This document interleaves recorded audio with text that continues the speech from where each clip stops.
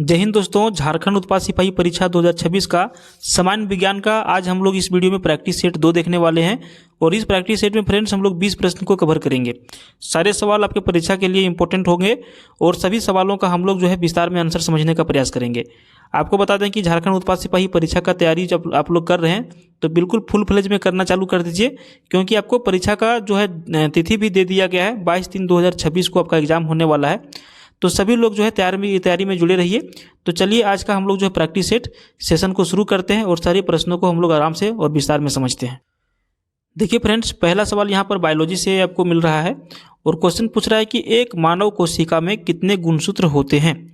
तो देखिए 92 का जो आपका करेक्ट आंसर हो जाएगा ऑप्शन डी हो जाएगा 46 गुणसूत्र। आप बहुत बार पढ़े होंगे बायोलॉजी में कि मानव की प्रत्येक गुणित कोशिकाओं में 46 गुणसूत्र होते हैं। और ये 2 प्रकार के होते हैं। एक होते हैं समजात गुणसूत्र जिसकी संख्या 22 जोड़े होते हैं। टोटल अगर यदि आपको जोड़ा में पूछा जाएगा तो जोड़ा करिएगा 23 इंटू 2 टोटल हो गया 46। ठीक है, जिसमें क्या होता है एक समजात गुणसूत्र होता है जिसकी संख्या होती है 22 अर्थात 44 हो गया। ये जो गुणसूत्र होते हैं नर तथा मादा में समान होते हैं। ठीक है, तथा एक जोड़ा जो होता है ना वो विषम गुणसूत्र होता है जिसको हम लोग कहते हैं लिंग गुणसूत्र कहते हैं। पुरुषों में एक जोड़ी X और Y रहता है और स्त्रियों में दोनों X क्रोमोसोम होते हैं। समझ गए? तो वहीं से गुण इसका लिंग निर्धारण होता है X और Y मिलने से। तो यहाँ पर क्वेश्चन पूछ रहा था एक मानव कोशिका में कितने गुणसूत्र होते हैं, 23 होते हैं, या फिर आपको जोड़ी पूछे एक गुणसूत्र होते हैं टोटल 46। अगर ये जोड़ी पूछे तो आपको करना है 23 जोड़ी। समझे? अगला सवाल की ओर बढ़ेंगे। अगला सवाल में देखिए पूछ रहा है कि एक गेंडे के सींग और मानव बाल में मौजूद संरचनात्मक प्रोटीन का नाम क्या है। एक गेंडा का सींग और मानव का बाल, इसमें जो मौजूद संरचनात्मक प्रोटीन होता है इसका नाम हम लोगों को पूछा जा रहा है। इसका नाम हम लोग आंसर करेंगे केराटिन। क्या करेंगे? केराटिन। देखिए गेंडे के सींगों और मानव के बालों में पाए जाने वाले प्रोटीन का नाम है केराटिन। अमीनो अम्ल से परिपूर्ण ये प्रोटीन मानव त्वचा की बाहरी परत, बाल आदि पर्याप्त मात्रा में पाया जाता है। और गेंडे के सींग में भी यह प्रोटीन रेशों के बंडल के रूप में कड़ी या फिर कठोर संरचना बना लेते हैं। सवाल था कि गेंडों के सींग और मानव के बालों में मौजूद संरचनात्मक प्रोटीन का नाम क्या है। करेक्ट आंसर हम लोगों ने किया ऑप्शन ये केराटिन किया। अगला सवाल देखिए फ्रेंड्स, आपको बता दें कि डेली बेसिस पर हमारा प्रैक्टिस सेट आ रहा है। आपका डेली शाम में जनरल नॉलेज का और झारखंड सामान्य ज्ञान का आ रहा है। और डेली सुबह में हम आपको 7 बजे आपको जनरल साइंस का वीडियो प्रोवाइड कर रहे हैं। ठीक है, जनरल साइंस डेली सुबह में 7 बजे और शाम के 7 बजे झारखंड सामान्य ज्ञान और जीके का। तो डेली आप लोग प्रैक्टिस सेट लगाना चालू करिएगा। हम भी आप लोगों के लिए मेहनत डबल चालू कर दिए। पहले 1 वीडियो देते थे, अब थोड़ा सा समय निकाल करके 2 वीडियो देने का प्रयास कर रहे हैं। अगला सवाल देखिए, अगर रक्त में CO2 सांद्रता बढ़ जाती है तो श्वास पर क्या प्रभाव पड़ता है। यहाँ पे सही आंसर जो हम लोगों को करना है 94 का ये करना है, बढ़ जाता है। अब इसका कारण क्या है तो समझिएगा। कार्बन डाइऑक्साइड का सांद्रण रक्त में बढ़ने से श्वास की गति क्या होगी, बढ़ जाएगी। ऐसा इसलिए होता है क्योंकि CO2 का रक्त में उच्च सांद्रण निम्न pH को व्यक्त करता है और इस कारण श्वसन की गति एवं गहराई दोनों बढ़ जाती है। तो कभी भी ये सवाल आपको पूछे कि अगर रक्त में CO2 सांद्रता बढ़ जाएगी तो श्वास पर क्या प्रभाव पड़ेगा, तो बिल्कुल एकदम आंख बंद करके मार देना है, इंक्रीज हो जाएगा, बढ़ जाएगा। समझ गए? अगला सवाल देखिए, एनीमिया किसकी कमी से होता है। एनीमिया जो बीमारी होता है ये क्या चीज़ का बॉडी में कमी हो जाता है जिसकी वजह से ये बीमारी होता है। तो 95 का हम लोग से आंसर करेंगे सी, लोहा को ही हम लोग आयरन कहेंगे। ये दोनों चीज़ आपको मिल जाएगा, कहीं आयरन लिखा हुआ मिल जाएगा, कहीं लोहा लिखा हुआ मिल जाएगा। तो देखिए एनीमिया रुधिर यानी कि ब्लड, रुधिर में लौह की कमी से होता है। और हीम एक लौहयुक्त कार्बनिक अणु है जो हीमोग्लोबिन का प्रमुख घटक होता है। और हीमोग्लोबिन की उपस्थिति के कारण ही रुधिर होता है, ब्लड होता है मनुष्य का, उसका रंग लाल होता है। तो सवाल यहाँ पर दोनों चीज़ आपको मिल गया कि एनीमिया की जो बीमारी है वो लोहा यानी कि आयरन की कमी की वजह से होता है और हीमोग्लोबिन की वजह से रक्त क्या होता है, लाल होता है। अगला सवाल की ओर हम लोग बढ़ेंगे। अगर यदि आपको वीडियो फ्रेंड्स पसंद आ रहा है तो प्लीज़ एक लाइक ज़रूर कर दीजिएगा। आपके लाइक करने से हमारा वीडियो अधिकतर यूट्यूब वाले जो लोग देखते हैं वीडियो, उनके चैनल पर उनके डिस्प्ले पर शो करेगा, जिसमें वो लोग हमारे वीडियो पर क्लिक करेंगे तो 2-4 पैसा करके हम भी आपके साथ में जो आमदनी कर लेंगे, क्योंकि हम आपके लिए मेहनत कर रहे हैं दिन रात एक करके। आपका भी सपोर्ट हो जाएगा, थोड़ा बहुत हमारा भी सपोर्ट हो जाएगा। अगला सवाल देखिए, मानव शरीर के लिए गतिविधि और हाथ आंख समन्वय के लिए कौन से अंग जिम्मेदार है? अब हमारा देखिए जो मानव शरीर है, आप लोग का जो हाथ है, पैर है, जो गतिविधि आप करते हैं, जो आंख कान है, इसका समन्वय के लिए कौन सा अंग जिम्मेदार है कि ये जो काम करते हैं, कभी भी देखिएगा हाथ ऐसे उठ जाएगा, कभी आंख से आप कुछ भी देख सकते हैं, तो ये सारा समन्वय जो होता है किसके वजह से होता है? 96 का हम लोग इसका आंसर करेंगे, ऑप्शन बी करेंगे, मस्तिष्क। क्या करेंक? मस्तिष्क। देखिएगा, समझिएगा, मानव शरीर में जो भी गतिविधियां होती है आंख कान समन्वय के लिए, इसका जिम्मेदार सिर्फ मस्तिष्क होता है। ठीक है, मस्तिष्क जो है इसमें स्थित होता है भाग सेरेबेलम तथा सेरेब्रम, 2 भाग होता है, एक सेरेबेलम होता है, एक सेरेब्रम होता है। अलग अलग कार्य दोनों में बटे हुए हैं। ये 2 भाग जो है समन्वित रूप से कार्य करते हुए संपूर्ण शरीर की गतिविधि तथा संतुलन में सहायक होते हैं। दोनों का मुख्य काम होता है, सेरेब्रम का अलग काम है और सेरेबेलम का अलग काम है।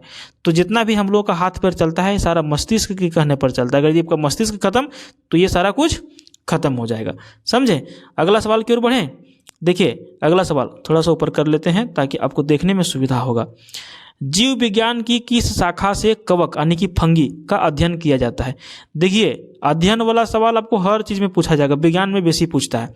97 नंबर का जो हम लोग आंसर करेंगे, डी करेंगे, माइकोलॉजी। जीव विज्ञान की ये शाखा जो है, माइकोलॉजी शाखा जो है, इसमें कवक यानी कि फंगी का अध्ययन किया जाता है। ठीक है, अब यहाँ पर आपको 1-2 चीज़ों का और हम आपको बता देते हैं। जैसे कि कवक का तो हम लोग देख ही लिए, माइकोलॉजी। उसके बाद देखिए एक होता है साइटोलॉजी, एक होता है साइटोलॉजी। साइटोलॉजी में हम लोग कोशिकाओं का अध्ययन करते हैं, सेल्स का। एक होता है मायोलॉजी। मायोलॉजी में हम लोग मांसपेशियों का अध्ययन करते हैं, उसको भी आप ध्यान में रखिएगा। उसके बाद देखिए 98 नंबर सवाल जो आपका पूछ रहा है कि ईंधन के अपूर्ण ज्वलन के कारण निम्नलिखित में से कौन सी गैस उत्पन्न होती है? ईंधन की अपूर्ण ज्वलन, पूरी तरह से वो जला नहीं है, कम जल रहा है। ठीक है, इसके कारण से निम्नलिखित में से कौन सी गैस उत्पन्न होती है? इसका आंसर हम लोग को करना है और इसका आंसर हम लोग करेंगे बिल्कुल सही करेंगे, कार्बन मोनोऑक्साइड। जो कार्बन मोनोऑक्साइड है, कभी भी कोई ईंधन अगर यदि अपूर्ण जला हुआ है तो उसे कार्बन मोनोऑक्साइड गैस जो है निकलती है। ईंधन के अपूर्ण दहन से कार्बन मोनोऑक्साइड गैस उत्पन्न होती है और ईंधन का दहन कम ऑक्सीजन की उपस्थिति में होने पर यह जो है अपूर्ण दहन माना जाता है। अगला सवाल 99, और ये सवाल का आंसर सभी लोगों को पता होगा। सीमेंट, कंकड़, बालू और जल, ये 4 चीज़ को अगर यदि मिला देंगे, चारों चीज़ का मिश्रण कर देंगे तो क्या यहाँ पर बनेगा? तो यहाँ पर देखिए इन चारों चीज़ों को अगर यदि हम लोग मिला देंगे तो बनेगा कंक्रीट। सीमेंट, कंकड़, स्थूल बालू और जल के मिश्रण से कंक्रीट तैयार होता है, जिससे हम लोग छत ढालते हैं, बीम ढालते हैं, किसी भी चीज़ का निर्माण करते हैं। ये जो है अगर यदि ये सूख जाए एक साथ में, जैसे हम लोग छत बना लिए, अब छत जब सूख जाता है तो कितना मजबूत होता है? तो वही चीज़ है कि कंक्रीट के सूखने पर बहुत ही कठोर और मजबूत हो जाता है। और ये चारों चीज़ को अगर यदि एक साथ मिला दें तो हमारा क्या मिश्रण बन जाएगा? कंक्रीट बन जाएगा। क्लियर हो गया? सभी लोग इसका आंसर जान रहे थे, है ना? आप लोग जानते सब हैं, बस घमंड नहीं करते हैं। बस परीक्षा में आप लोगों को नंबर ज़्यादा लेकर के आना, तब हम मानेंगे। अगला सवाल देखिए, निम्नलिखित में से कौन सा एक मीठी महक वाला पदार्थ है? अब इसमें एक पदार्थ है जो मीठी महक देती है, खुशबू अच्छा आता है, हाँ, मीठी महक। इसका आंसर हम लोग करेंगे ऑप्शन बी, एस्टर। एस्टर एक मीठी महक वाला पदार्थ है। प्रायः एस्टर जो है कार्बोजिलिक अम्ल और अल्कोहल से क्रिया करके बनाए जाते हैं। एस्टर के उपयोग में इत्र भी बनाया जाता है। इत्र मतलब जो आप लोग परफ्यूम मारते हैं एकदम कहीं भी, आज अभी जो है फरवरी वाला महीना चल रहा है, चलो मार लिए परफ्यूम और निकल लिए कहीं फील्ड में घूमने के लिए। नहीं करना भाई, परीक्षा नज़दीक है आपका, एकदम बर्बाद हो जाइएगा ये सब चीज़ों में। ठीक है, आप लोगों को पढ़ने पर ध्यान देना है। अगला सवाल देखिए, डिटर्जेंट पाउडर में कौन सा प्रमुख रसायन मौजूद होता है? जो डिटर्जेंट पाउडर होता है इसमें कौन सा प्रमुख रसायन मौजूद होता है? 101 नंबर का सही आंसर करेंगे, सोडियम सल्फेट। डिटर्जेंट पाउडर में सोडियम सल्फेट हमने बोल दिया ना, सोडियम कार्बोनेट इसका हो जाएगा। ठीक है, अरे यार ये बोला, सॉरी हम यहाँ वहाँ क्लिक कर दे रहे हैं। देखिए डिटर्जेंट पाउडर में कौन सा रसायन मौजूद होता है? 101 नंबर का करेंगे। डिटर्जेंट पाउडर में सोडियम कार्बोनेट पाया जाता है।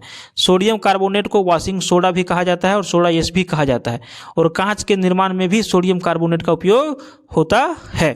तो हम लोग करेंगे ऑप्शन डी। ठीक है, अगला सवाल की ओर बढ़ें।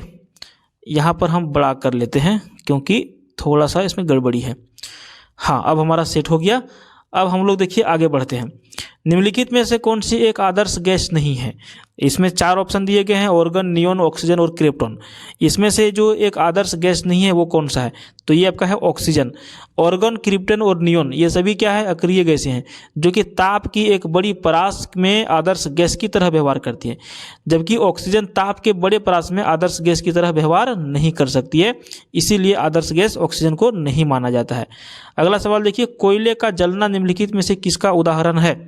103 नंबर का हम लोग क्या आंसर करेंगे? 103 नंबर का हम लोग आंसर करेंगे ऑप्शन डी, वियोजन अभिक्रिया। कोयले का जलना संयोजन अभिक्रिया का एक उदाहरण है,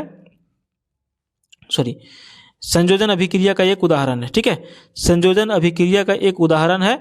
संयोजन अभिक्रिया वह रासायनिक अभिक्रिया होती है जिसमें 2 या 2 से अधिक अभिकारक मिलकर एक उत्पाद का निर्माण करती है। अगला सवाल की ओर बढ़ते हैं। 104 और 105 डिस्प्ले आप लोगों को साफ साफ दिख रहा है ना? देखिए, सर्वप्रथम प्रकाश की गति किसने मापी थी? 104 नंबर का सर्वप्रथम प्रकाश की गति किसने मापी थी? तो इसका सही उत्तर हो जाएगा ओलास रोमर ने। ओलास रोमर ने सर्वप्रथम प्रकाश की गति को मापा था। कब मापा था? तो 1676 ईस्वी में। 1676 ईस्वी में, जिसका नाम था ओलास रोमर, प्रकाश की गति सर्वप्रथम मापा था। अगला सवाल है, भाप के इंजन का आविष्कार किसने किया था? 105 नंबर। देखिए, सही आंसर तो हम लोग जानते हैं जेम्स वाट होगा।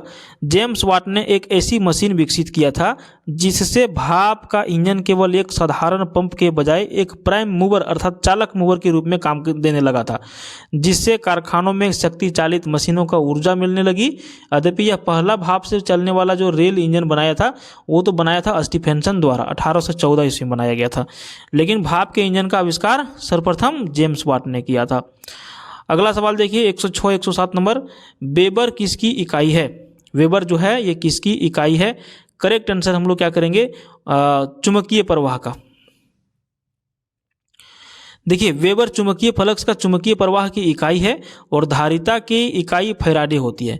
विद्युत जो चालकत्व जो होता है इसकी इकाई सीमेंस यानी कि मीटर यानी कि एसएम में होती है। चुंबकीय प्रवाह घनत्व की इकाई टेस्ला में होती है।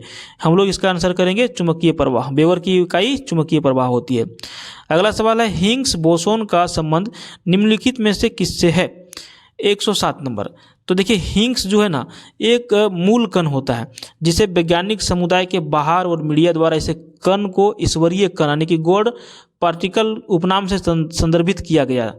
और हिग्स बोसोन कण की खोज करने वाले वैज्ञानिकों की जोड़ी ब्रिटेन के पीटर हिग्स और बेल्जियम के फ्रैंकोइल एंगर्ट को वर्ष 2013 के भौतिक विज्ञान के क्षेत्र में नोबेल पुरस्कार प्रदान किया गया था। 107 नंबर का करेंगे गॉड पार्टिकल। इसका आंसर किससे संबंधित है? गॉड पार्टिकल से संबंधित है। अगला सवाल देखेंगे 108 नंबर 109 नंबर। सवाल पूछ रहा है कि आवाज़ की माप का मात्रक क्या है? जो आवाज़ जो है, ठीक है, जो साउंड है, ठीक है, जो फ्रीक्वेंसी है, इसका जो एसआई मात्रक है वो क्या होता है? तो इसका एसआई मात्रक होता है हर्ट्ज। कहीं लिखा हुआ है 108। देखिए, सवाल क्या था? आवाज़ की माप का मात्रक क्या है? तो डेसिबल इसका सही आंसर हो जाएगा। ठीक है, इसका आंसर क्या हो जाएगा? डेसिबल हो जाएगा। कंपन करने वाली वस्तु द्वारा एक कंपन सेकंड करने वाली उसकी आवृत्ति 1 हर्ट्ज के बराबर होती है और इसकी माप जो होती है मात्रक जो इसका है वो डेसिबल होता है। अगला सवाल देखिए, पृथ्वी के वायुमंडल की उपस्थिति में आकाश कैसा प्रतीत होता है? पृथ्वी के वायुमंडल की उपस्थिति में आकाश कैसा प्रतीत होता है? 109 नंबर का हम लोग क्या आंसर करेंगे? देखिए, हम सबसे पहले इसका आपको बता देते हैं डिटेल्स में कि दिन का जो श्वेत प्रकाश होता है इसमें आकाश का रंग हल्का नीला दिखाई पड़ता है, क्योंकि दृश्य प्रकाश सातों रंग यानी कि बैंगनी, जामुनी, नीला, हरा, पीला, नारंगी और लाल। आप लोग जो सतरंगी जो देखते हैं ना, उसमें कितने कलर होते हैं? 7 रंग होते हैं कि नहीं? कौन कौन से रंग होते हैं? एक तो आपका बैंगनी हो गया, दूसरा जामुनी कलर हो गया, तीसरा नीला कलर हो गया, चौथा हरा कलर हो गया, पांचवा पीला कलर हो गया, छठा नारंगी कलर हो गया और सातवां लाल कलर हो गया। इन सभी का मिश्रण है जिसमें बैंगनी, जामुनी, नीला रंग का प्रकीर्णन सर्वाधिक होता है। अंतरिक्ष यात्री जब आकाश को देखता है तब अंतरिक्ष में वायुमंडल की अनुपस्थिति का कारण उन्हें आकाश काला दिखाई देता है, जबकि वायुमंडल की उपस्थिति में पीला दिखाई देता है। ठीक है, अगला सवाल देखिए 110 नंबर। फूलों के अध्ययन को क्या कहा जाता है? जो फूल होते हैं, है ना, जो फूल होते हैं इसके अध्ययन को क्या कहा जाता है? 110 नंबर का हम लोग सही आंसर करेंगे एंथ्रोलॉजी। ठीक है, एंथ्रोलॉजी जो है ये फूलों का अध्ययन को कहा जाता है। तो फ्रेंड्स 20 सवाल कंप्लीट हो गए। अगर यदि आपको किसी क्वेश्चन में डाउट है तो आप प्लीज़ कमेंट जरूर करिएगा, हम आपका कमेंट को जरूर देखते हैं। इसका हम लोग आंसर भी, हमारी टीम जो है आंसर करने की प्रयास भी करती है। समझ गए? तो किसी भी क्वेश्चन में आपको लगे कि इसका आंसर ये होना चाहिए सर, या फिर इसमें कुछ त्रुटि है, या फिर इसका में आपको ये पढ़ाना है, कुछ सजेशन देना है, तो आप हमारे कमेंट बॉक्स में आइए, सजेशन दीजिए। और अगला पार्ट इसका देखने के लिए, पार्ट 3 देखने के लिए आप चैनल को जरूर सब्सक्राइब कर लीजिएगा। समझे? तो चलिए मिलते हैं फिर किसी दूसरे वीडियो में, तब तक के लिए बाय। जय हिंद, जय भारत, धन्यवाद।